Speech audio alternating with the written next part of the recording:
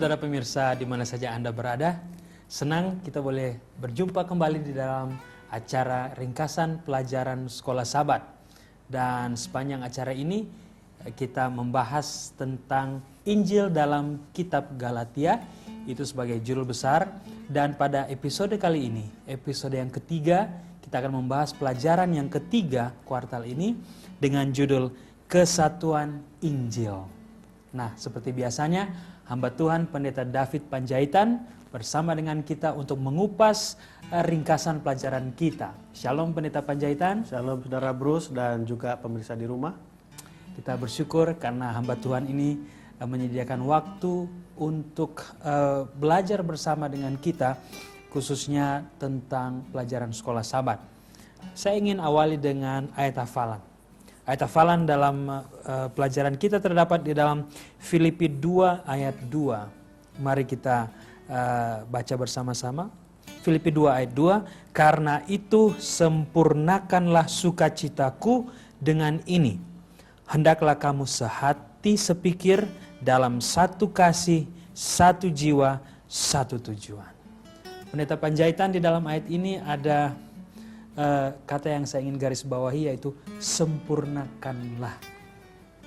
Bagaimana kaitan kata ini dengan judul kita Kesatuan Injil, mungkin bisa diterangkan?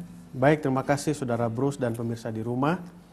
Memang di sana ada kata sempurnakanlah sukacitaku. Bukan berarti belum mengalami sukacita. Sudah ada sukacita itu, cuman perlu disempurnakan, dilengkapi. Dengan cara apa? Sepikir, satu kasih, satu jiwa, dan juga satu apa? Tujuan. Kata kedua yang ingin saya soroti dari ayat ini adalah kata satu tujuan. Kalau kita baca buku Filipi 1 ayat yang ke 28, itu salah satu tujuan yang mereka harus satukan. Dikatakan demikian, dengan tiada digentarkan sedikit pun oleh lawanmu. Bagi mereka, semuanya itu adalah tanda kebinasaan. Tapi bagi kamu, tanda keselamatan. Dan itu datangnya dari apa? Dari Allah. Dari Allah. Coba Saudara Bruce bayangkan, kalau kita mengadakan satu perjalanan, yang satu bilang ke kiri, satu bilang ke kanan. Bagaimana pemimpinnya? Bingung atau pusing mau mengarahkan kemana. Tapi kalau pemimpin katakan, mari kita jalan, belok kanan, maka pengikut belok kanan, wah itu akan ada apa? Akan ada sukacita yang sempurna yang dirasakan oleh seorang pemimpin. Dalam hal ini adalah siapa? Rasul Paulus. Saudara Bruce dan pemirsa di rumah, berbicara tentang kesatuan Injil ini, ada tulisan yang ada di dalam pelajaran Sabat petang ini yang saya ingin kutip dan bagikan kepada kita sekarang. Dikatakan demikian. Seorang reformator Protestan bernama John Calvin. Ini kenapa pelajaran kesatuan Injil ini sangat penting, atau apa hubungannya dengan ayat inti kita. Dikatakan demikian. John Calvin meyakini bahwa perpecahan dan perselisihan merupakan alat setan yang paling ampuh. Saya tidak tahu Saudara Bruce dan pemirsa di rumah, apa alat yang paling ampuh supaya dilihat orang tambah tampan? Nah, saya tidak tahu, itu biasa dipakai oleh seseorang kan begitu. Nah, waduh, saya pakai ini dilihat orang lebih baik dibandingkan kalau saya tidak pakai ini. Tentu saya akan pakai selalu ini, kan begitu. Jadi itulah yang selalu digunakan oleh setan. Kenapa? Karena alatnya sangat ampuh untuk melawan apa? Gereja. Lalu apa John Calvin katakan? Dan dia mengamarkan bahwa umat Kristen harus menghindari perpecahan seperti menghindari wabah penyakit. Bukan penyakitnya, penyebab penyakit. Kalau kita perhatikan di kota Jakarta, di kota-kota besar yang saya maksud, kalau lagi musim flu, orang pakai apa? Tutup masker, pakai masker. Lalu kalau saya kena flu, saya gendong anak atau Saudara Bruce kena flu, ataupun tidak kena flu pakai masker waktu gendong bayi. Kenapa? Jangan sampai wabah ini apa? Menjangkiti orang yang ada di mana? Di sekitar kita. Jadi John Calvin katakan, hindari itu seperti wabah penyakit. Kalau ada orang bersin di depan kita, apa kita buat? Langsung menghindar ya? Kita menghindar. Itu mengartikan bahwa begitu hebatnya akibat negatif dari apa? Perpecahan yang dibuat oleh setan itu. Dan ada kutipan yang menarik di sini tentang Martin Luther yang ditulis oleh Sister White di buku Alpha dan Omega Jilid 8 halaman 174 dikatakan demikian. Kalau saja pembaru itu menyerah dalam satu hal saja, setan bersama pengikut-pengikutnya akan memperoleh kemenangan. Tetapi keteguhannya yang tak tergoyahkan itu menjadi sarana pembebasan gereja untuk memulai era baru yang lebih baik. Seandainya pemikiran Martin Luther terpecah, seandainya pengikut Martin Luther terpecah, apa jadinya? Tentu tidak akan ada kita sekarang, tidak akan ada reformasi sekarang, tidak ada gereja kita sekarang. Tetapi Sister White, bayangkan Sister White di dalam hayalnya yang dia tuliskan dalam buku Alpha dan Omega Jilid 8. Begitu hebatnya Martin Luther berdiri, mempertahankan. Begitu hebatnya pengikut dia mempertahankan ajaran Martin Luther. Sehingga adalah apa? Era reformasi, era yang lebih baik di dalam dunia apa? Kekristenan. Dan saya kira kita semua juga akan setuju bahwa Yesus Kristus sendiri menginginkan agar jemaatnya menjadi satu ya. Di dalam Yohanes 17 ayat 21 Yesus mendoakan supaya mereka semua menjadi satu. Benar, ya. Dan itu sebabnya kesatuan itu sangat penting, sudah dibahas oleh Pendeta Panjaitan. Nah, di dalam pelajaran hari Minggu Pendeta di sana terjadi suatu perpecahan. Nah, tentu pekabaran untuk persatuan ini ada latar belakangnya. Latar belakangnya kita dapati bahwa ada perpecahan. Apa penyebab dari perpecahan? Apa perpecahan yang terjadi dan apa penyebabnya? Oke. Sebelum saya menanggapi apa yang Saudara Bruce tanyakan, saya ingin mengambil beberapa kutipan dari pelajaran hari Minggu ini. Dari 1 Korintus 1 ayat 10. Bisa dikatakan, tetapi aku menasihatkan kamu saudara-saudara demi nama Tuhan. Paulus katakan bukan demi saya, tapi demi siapa? Tuhan. Dia tetap menonjolkan siapa? Tuhan. Ayat 11. Sebab saudara-saudaraku, aku telah diberitahukan oleh orang-orang dari keluarga Klu tentang kamu, bahwa ada perselisihan di antara apa? Jemaat. Apa dampak perselisihan itu? Lihat ayat 13. Adakah Kristus terbagi-bagi? Adakah Paulus disalibkan karena kamu? Atau adakah kamu dibaptis dalam nama Paulus? Artinya kalau terpecah di dalam jemaat, itu mengartikan bahwa Yesus pun apa? Terpecah. Sedangkan di ayat yang lain Yesus katakan, akulah pokok anggur, kamulah ranting-rantingnya. Aku kepala. Kan itu Yesus katakan di dalam tulisan Rasul Paulus yang lain. Lalu Saudara Bruce dan pemirsa di rumah, mengapa begitu penting ini persatuan di dalam jemaat? Ada sebuah buku atau kutipan yang ditulis oleh F.F. Bruce, tapi bukan Sumendap ini, dengan judul The Epistle to the Galatians, ditulis tahun 1982 halaman 111. Dikatakan demikian.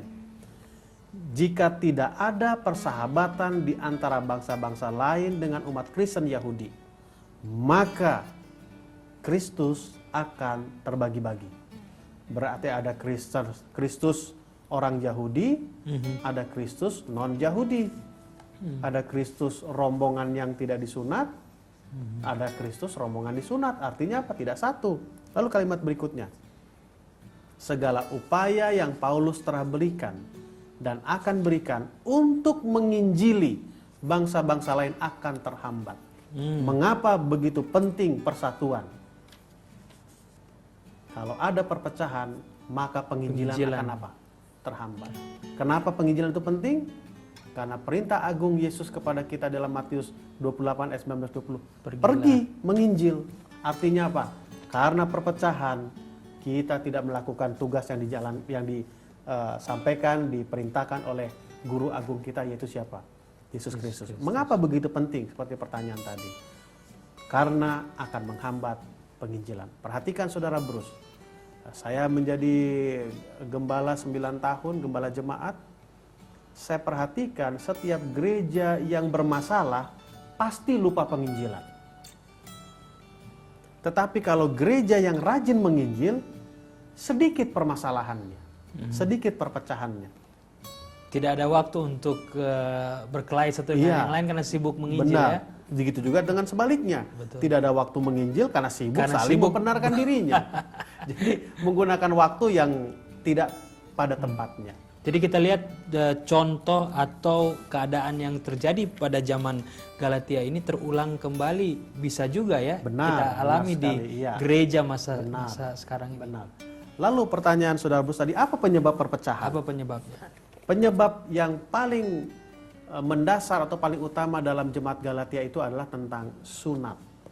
Sunat yang mana? Sunat yang dilakukan oleh Abraham. Sunat yang dilakukan oleh Yesus Kristus pada waktu dia berumur 8 hari. Sunat secara apa? Secara fisik. Saudara Bruce dan pemirsa di rumah, kalau kita pelajari secara pelan-pelan buku pelajaran sekolah sahabat kita, ada hal yang menarik di sana tentang sunat di dalam perjanjian lama. Dikatakan demikian. Sunat adalah perjanjian antara Allah dan Abraham. Hal itu merupakan pengingat. Kenapa pengingat? Berarti ada yang dilupakan. Kenapa diingat? Berarti ada sesuatu hal yang penting yang menyatakan bahwa rencana terbaik manusia tidak dapat menyelesaikan apa yang Allah sendiri telah janjikan. Peristiwa yang terjadi pada waktu Allah berbicara kepada Abraham, berbicara kepada Sarah, kamu akan punya anak. Tetapi Sarah berpikir rencananya lebih baik daripada rencana siapa? Rencana Tuhan. Dia katakan, sudah, nikahi saja pembantuku yang bernama siapa? Hagar. Lalu Abraham mau. Setelah itu terjadi, Allah katakan, itu tidak benar. Sebagai pengingat, buat apa? Sunat. Itu latar belakang sunat di dalam perjanjian apa? Perjanjian lama. Lalu kalimat berikutnya di dalam kutipan ini. Pada zaman Paulus, sunat menjadi satu tanda yang sangat bernilai untuk identitas kebangsaan dan keagamaan. Lihat kalimat berikutnya, pada awalnya bukan itu tujuannya. Tapi entah bagaimana itu bisa menjadi apa? Berubah. Salah satu contoh, saudara Bruce dan pemirsa di rumah. Pada awalnya penemu handphone, menciptakan handphone, awalnya adalah untuk apa? Bisa komunikasi lebih efektif. Tapi perkembangan berbeda. Itu menjadi satu prestis. Waduh, sepertinya gengsi kalau nggak punya handphone. Gengsi punya handphone, mereknya nggak dikenal orang. Lalu nggak tipe yang paling baru. Lihat pergeseran itu, ya sama juga dengan sunat pada awalnya. Sunat pada awalnya itu bukan itu tujuannya. Tapi di zaman Rasul Paulus menjadi satu hal yang sangat penting dalam identitas kebangsaan dan apa? Dan agama. Dan itulah yang menjadi persoalan di dalam jemaat apa? Jemaat Galatia. Oh, ini harus disunat. Ini tidak boleh disunat apa? Tidak boleh disunat. Kalau begini harus apa? Harus disunat. Kembali saya bacakan kutipan itu. Sekitar 150 tahun sebelum kelahiran Yesus, beberapa pahlawan yang bersemangat tidak hanya memaksa semua orang Yahudi di Palestina yang belum disunat untuk disunat. Namun mereka juga meminta kepada semua orang yang tinggal di wilayah kekuasaan mereka untuk melakukan hal yang sama. Bahkan beberapa orang meyakini bahwa sunat adalah syarat untuk mendapatkan keselamatan. Hal ini dapat dilihat dalam tulisan-tulisan zaman dulu yang menyatakan bahwa laki yang disunat tidak akan turun kemana? Ke Gehenna atau yang disebut dengan apa? Neraka. Bukan untuk prestis, tapi pengingat Allah kepada Abraham. Abraham, ingat bahwa rencanaku lebih baik daripada rencana yang engkau buat, walaupun itu menurutmu adalah yang apa? Yang terbaik. Tetapi ada pergeseran. Ya, nanti kita akan pelajari kenapa itu bergeser. Yang tadinya jadi tanda pengingat menjadi prestis. Seperti ilustrasi tadi, handphone yang kita punya di rumah yang tadinya sebagai alat komunikasi menjadi sebuah apa? Prestis. Penentu status Menentu sosial. status sosial. Wah, kalau saya handphonenya lebih dari satu berarti sudah hebat. Padahal tidak tahu isinya berapa rupiah yang ada di mana, di dalam pulsanya itu dalam handphone yang dia punya. Jadi apa masalah yang terjadi di dalam jemaat Galatia? Yang pertama itu adalah tentang sunat. Isu tentang apa? Sunat. Yang pada kenyataannya sebenarnya mereka tidak mengerti awalnya ini kenapa diadakan sunat seperti dalam perjanjian lama. Lalu yang kedua, isu apa yang terjadi? Ya, isu apa yang terjadi di dalam jemaat Galatia? Kalau kita lihat di pelajaran hari Selasa dan hari Rabu, di sana ada satu hal yang menarik, di mana terjadi konfrontasi. Konfrontasi itu ketidakcocokan secara terbuka. Ada orang merasa tidak tercocok, ya diam-diam saja. Tapi ini Paulus tidak cocok, dia ungkapkan, yaitu kepada Petrus. Ini satu hal yang luar biasa. Kenapa dikatakan demikian? Rupanya para rasul sudah sepakat. Ya, mereka sudah yakini seperti yang mereka pelajari bahwa menjadi pengikut Kristus untuk menjadi selamat tidak harus disunat secara fisik. Nah, selesai satu masalah, kan begitu. Tadi masalah awal adalah harus semua disunat. Rasul Paulus katakan itu tidak benar. Lalu mereka yakini bahwa harus boleh disunat, boleh juga apa? Tidak. Itu bukan isu tentang keselamatan. Lalu mereka sudah yakini, sepakati bahwa tidak semua orang yang selamat atau tidak sunat bukan masalah tentang keselamatan. Lalu Petrus sudah biasa makan bersama dengan orang Kristen yang tidak disunat. Nah, ini poin pentingnya, saudara Bruce, sudah pemirsa di rumah. Petrus sudah terbiasa makan bersama orang Kristen yang tidak disunat. Tetapi banyak orang yang tidak suka dengan sikapnya itu. Apa yang terjadi? Petrus merubah kebiasaannya, yang dikatakan dengan istilah munafik. Dan itulah yang ditegur oleh siapa? Paulus. Ya, itulah yang ditegur oleh siapa? Rasul Paulus. Bahwa Petrus bertindak, bukan tindakan Petrus itu sebetulnya yang paling berbahaya, dampak daripada apa? Tindakannya itu. Itu yang paling penting. Jadi dua masalah yang terjadi di dalam jemaat Galatia menimbulkan perpecahan.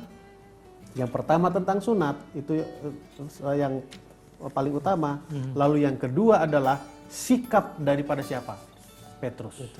Karena kalau kita jauhkan ini, kita hindari orang-orang Kristen yang tidak disunat ini, akan ada image, akan ada pengertian, akan ada pemikiran di umat, di jemaat Galatia itu, oh, kalau pimpinan saya sudah tidak mau bergabung dengan yang di sana, berarti saya pun tidak boleh bergabung di sana. Itulah penyebab perpecahan yang terjadi di dalam jemaat apa? Galatia. Dan itulah yang ditegur oleh siapa?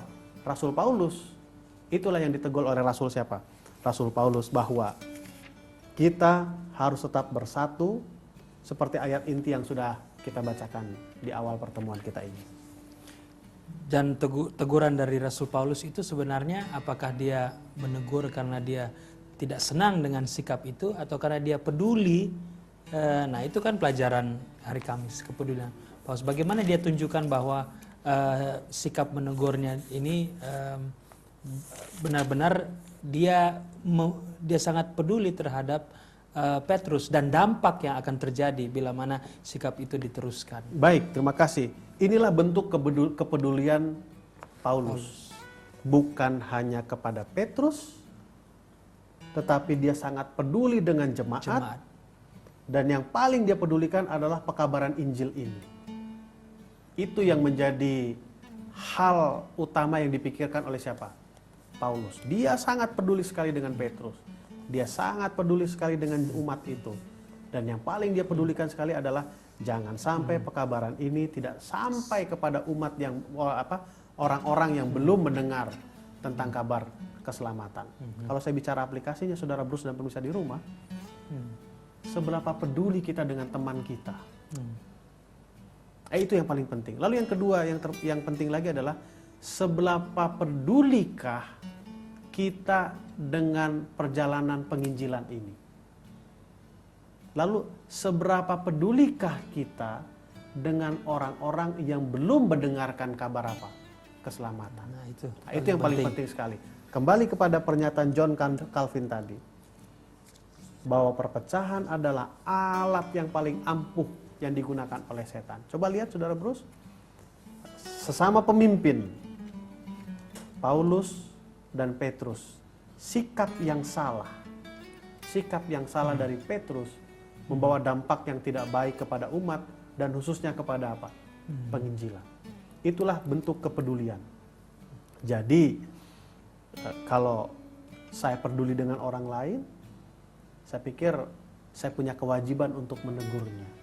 Lalu pada waktu kita ditegur, saya pikir itu bentuk lain dari kepedulian orang kepada saya. Betul. Cuman yang perlu kita pelajari adalah kapan dan bagaimana dan di mana kita menegur orang. Itu yang selalu menjadi persoalan kepada orang yang kita kita tegur. Dan banyak kesalahpahaman yang terjadi di dalam gereja karena orang ditegur dan merasa sakit hati dan merasa dilecehkan dan merasa terlalu direndahkan, dan itu jadi awal satu perpecahan di dalam jemaat. Kenapa saya katakan demikian, saudara Bruce dan pemirsa di rumah? Kalau kita baca pelajaran hari Jumat, ada sebuah kutipan di sana yang saya pikir perlu kita tahu dan kita baca bersama. Ellen G. White comment, the SDA Bible Commentary jilid 6 halaman 1108. Dikatakan demikian. Usaha manusia yang terbaik sekalipun, bila dilakukan menurut kehendak mereka sendiri, akan menghasilkan kesalahan yang sangat mengerikan. Saudara Bruce dan pemirsa di rumah, saya bukan mau bicara tentang politik. Lihat kesalahan yang dilakukan oleh Sarah, yang dilakukan oleh Abraham, sehingga lahir anak dari Hagar. Apa dampaknya sampai sekarang? Mereka tidak pernah damai kan? Jadi kadang pemirsa di rumah, jangan pernah kita berpikir bahwa apa yang kita pikirkan itu adalah yang terbaik. Tetap dan selalu apa yang Tuhan rencanakan itulah yang apa? Yang terbaik. Lalu berikutnya, semakin besar tanggung jawab yang diberikan kepada seseorang, semakin tinggi posisinya untuk mengatur dan mengendalikan, semakin banyak kerusakan yang akan dia lakukan dalam menyesatkan pikiran dan hati manusia jika dia tidak sungguh-sungguh mengikuti jalan Tuhan. Ini satu hal yang sangat mengerikan, kalimat ini. Kenapa? Semakin tinggi posisi kita, berarti tanggung jawab itu semakin apa? Semakin berat. Saya ingat, saudara Bruce, waktu saya masih di Sumatera Utara, saya 9 tahun sebagai gembala jemaat, lalu saya dipercayakan duduk di kantor daerah. Banyak teman-teman kasih selamat. Lalu saya katakan, kenapa kalian kasih selamat sama saya? Saya bilang begitu. Kata, oh enak kamu kan di kantor saja, tidak ada lagi melawat dan lain sebagainya. Lalu saya katakan, saya dulu gembala jemaat, menggembalakan 13 jemaat. Saudara Bruce bayangkan 13 jemaat yang saya gembalakan. Tetapi setelah duduk di kantor daerah, dengan tanggung jawab yang lebih berat, posisi yang lebih tinggi, saya harus melayani 170 lebih jemaat. Sampai salah saya bertindak, bayangkan 170 kali 20 saja satu jemaat. Sudah berapa ratus yang salah mengerti tentang saya. Itu hal yang sangat berat yang harus kita pikirkan. Ingat Musa pada waktu dia memukul batu itu, karena ada dua peristiwa. Yang pertama disuruh dipukul, yang kedua disuruh bicara. Tapi akhirnya dia apa? Dia pukul. Sister Red katakan, Musa mengambil posisi Allah. Dan itulah yang Tuhan tidak suka dari Musa, karena salah menunjukkan kepada umat Israel bagaimana Allah itu sebenarnya. Mencoreng karakter Allah itu dalam bahasa sederhana. Lalu berikutnya, Di Antioquia, Petrus gagal mempertahankan integritasnya. Wah, ini bicara tentang integritas ini saudara Bruce dan pemirsa di rumah. Ini satu hal yang berat ini.